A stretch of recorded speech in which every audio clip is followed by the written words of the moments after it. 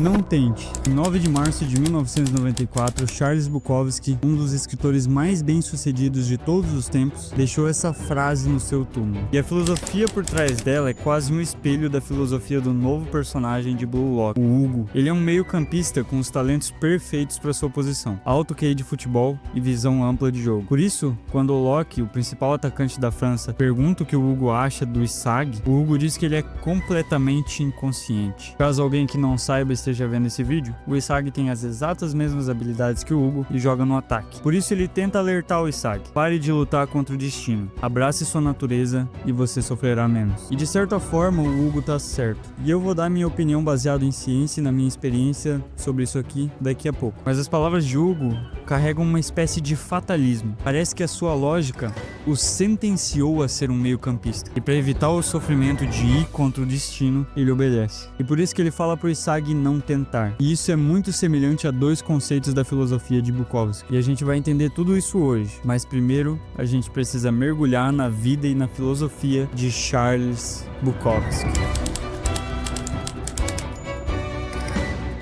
Bukowski nasceu em 1920 na Alemanha, mas foi morar nos Estados Unidos com sua família aos 3 anos. Só o fato de ser imigrante já fez ele sofrer bullying na escola, o que piorou na adolescência, porque ele teve uma doença que encheu a sua cara de espinhas. Como ele apanhava desde os 6 anos do seu pai, ele disse em uma entrevista que seu pai foi um grande professor de literatura, porque o ensinou o real significado da dor, principalmente a dor sem sentido. Toda essa base criou uma perspectiva de vida única, que o fez querer se expressar como escritor. Por isso, quando tinha 20 anos, ele abandonou a faculdade para tentar a carreira de escritor profissional, mas ele foi recusado tantas vezes que teve que voltar para o seu trabalho normal, mas dessa vez acompanhado da depressão e do álcool. Depois disso, ele ficou anos sem tentar publicar nada, até que aos 35 ele quase morreu de úlcera hemorrágica. Esse baque o fez voltar a escrever, então ele tentou se demitir, mas ele teve que voltar aos correios para não passar fome. Mas dessa vez ele continuou com a sua escrita durante anos, sempre antes do trabalho. Ele continuou sendo rejeitado e afogando sua dor no cigarro, na cachaça e nos peitos de qualquer mulher que ele encontrasse pela frente. Ninguém pediria conselhos a um fracassado que nem ele. Sua vida foi esse caos até os 50 anos de idade, quando um editor finalmente se interessou por Bukowski e resolveu apostar nele. Bukowski, em uma carta para esse editor, disse que: eu tenho duas opções, continuar nos correios e enlouquecer, ou dar uma de escritor e morrer de fome. Eu escolhi morrer de fome. Depois que eles assinaram um contrato, o editor ia pagar os custos de vida do Bukowski para ele só escrever. Então ele lançou o seu primeiro romance em 3 semanas. E ao longo de sua carreira, ele lançou ao todo 6 romances e centenas de poemas. Hoje ele é reconhecido como um dos maiores de todos os tempos. Então por que ele deixou no seu túmulo a frase "não tente"? Eu já vou voltar para esse tópico. Alguns capítulos depois da estreia de Hugo, começa a partida entre Japão e França, onde ele vai enfrentar o Isag. Hugo é o tipo de jogador que monta as estratégias e comanda o time. Ele fica para trás enquanto todos avançam, passa facilmente pelo Isag e pelo Rin, os dois número 1 do Japão, diga-se de passagem, e engana todo mundo para pensar em que o Locke ia marcar, mas ele dá um passe pro Charles, o que resulta em gol, com menos de 10 segundos de jogo. Pouco depois disso, quando o Isag recebe uma chance de gol, Hugo aparece e destrói completamente o chute dele com lógica. Então o Isag procura alguém para passar a bola, mas Hugo provoca, faz ele se virar, eliminando a proteção corporal do Isag, rouba a bola do Isag e ainda fala que ele se encaixa melhor no número 2. E começa com a pergunta: você acredita em destino? Não tem nada de fantástico ou espiritual sobre a lógica do destino. Segundo Hugo, destino se resume à sua adequação. Desde o momento do nascimento, cada ser humano tem habilidades e talentos únicos. Essas coisas determinam suas habilidades básicas. Por isso, cada um tem um modo adequado de viver, segundo as suas habilidades e talentos. Por isso, almejar alguma coisa além de si mesmo para o Hugo causaria sofrimento, pois entraria em atrito com o destino e iria contra a sua natureza. Porém, a filosofia do destino de Hugo não é 100% determinística. Ela dá escolhas sim. 2. Seguir o seu destino de acordo com sua aptidão ou sofrer tentando ser outra coisa. Para Hugo é como se as pessoas estivessem todas dentro de um rio. As que vão em direção à sua aptidão estão indo junto com o rio. É fácil. É divertido, é gostoso, você não precisa se esforçar. E as pessoas que desejam algo fora da sua aptidão estão nadando contra o rio, batendo braçada e sem sair do lugar. Por isso sofrem. Um exemplo perfeito da filosofia de Hugo é o time da França em si. Cada jogador foi colocado na posição ideal para destruir o bloco. Uma alocação de talentos perfeita, onde tudo funciona sem esforço, sem fricção. Alguém sem aptidão nunca derrotará alguém que a tem. Essa é a minha filosofia. Isso não significa não sonhe, significa não sonhe além de si mesmo. A teoria do destino adequado. Tá bom, agora a gente tem que voltar para Bukowski.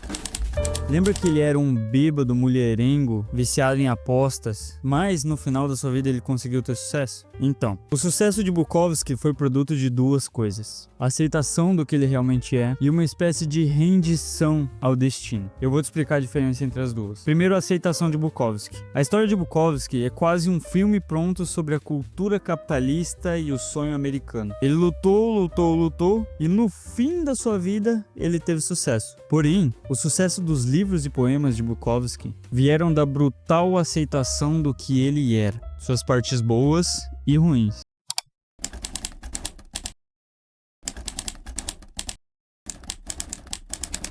Se você não é essa pessoa, tão de boa, pode clicar nesse timestamp aqui e curtir seu vídeo. O Rian da Tecnolhar criou landing pages que trouxeram um retorno mínimo de 6:1 para negócios locais. Exatamente isso que ele fez para o Pet Shop Cuidado e Cia, de São Bernardo do Campo. E isso porque o serviço mais barato deles é R$60, no caso do banho para os cachorros. Teve gente que chegou pelas landing pages e gastou muito mais dinheiro. Ele fez a mesma coisa para o Lucas Cabral, que é advogado em Caxambu, e para Centro-Oeste Aquecedores, que vende aquecedores de piscina em Goiânia. Conheço o cara, ele é programador há mais de 10 anos já. Então, meu querido inscrito, se você tem um serviço sério aí na sua cidade, um negócio local que vende algum produto ou presta algum serviço para seus clientes e vai precisar ter uma presença digital, vai precisar criar uma landing page, clica no primeiro link da descrição e encomenda sua landing page por R$849 em até 12 vezes no cartão. Ele vai criar uma landing page profissional para você e, de quebra, vai estar ajudando esse canal aqui a produzir mais vídeos.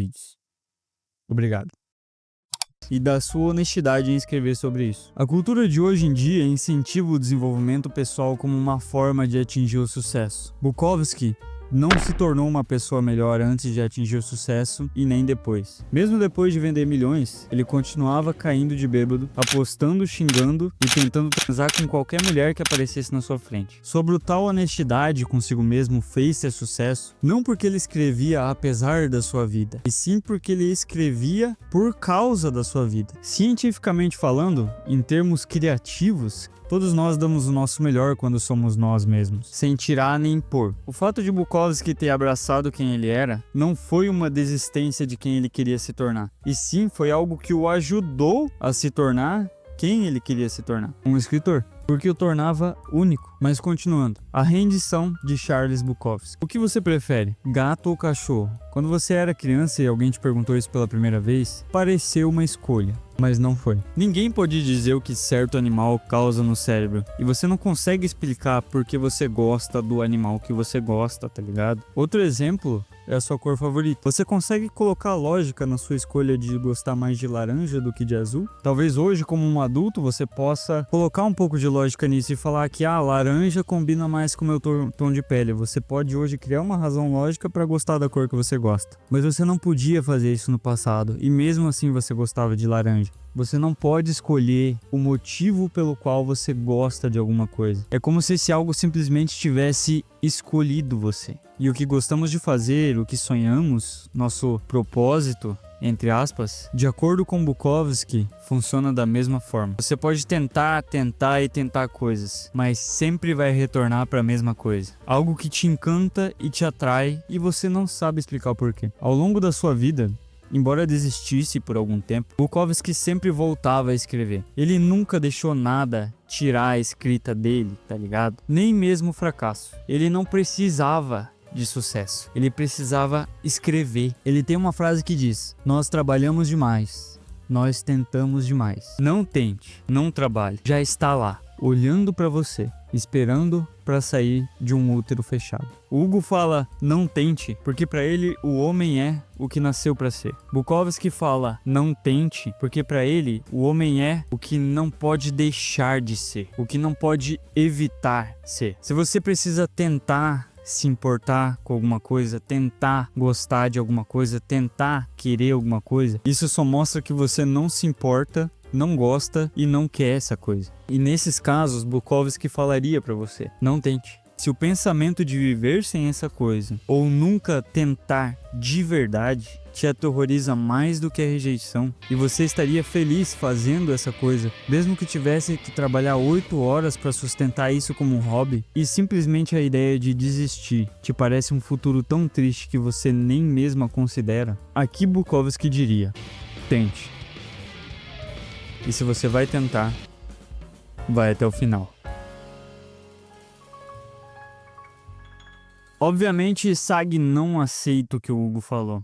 Isso vai contra todos os princípios de Blue Lock até agora. E ele diz, você tá dizendo que as minhas habilidades são boas pro meio campo? Que eu não devia ser um atacante? Tudo isso é dolorosamente óbvio pra mim. E ele fala que ele continua tentando porque o Blue Lock ensinou que ele pode reescrever seu destino com seu ego, no caso, a sua vontade. Mas quando outra jogada do Blue Lock não dá certo, o Hugo fala que os elementos que decidem uma partida são 66% de talento, 33% de ambiente e 1% de sorte. No caso do Blue Lock, é um time que tem vencido por pouco graças ao Sag, que consegue aquele 1% de sorte. Então não vamos deixar que essa situação de sorte aconteça. Esse é o método infalível contra o Blue Lock. Hugo diz que o Blue Lock vai colapsar se o Sag parar de evoluir. E essa pressão de ser o número 1 tá deixando ele ansioso, emocionado e previsível. Então ele fala, o fato de você estar sentindo pressão nessa situação só mostra o quanto você não é adequado para ser o número 1.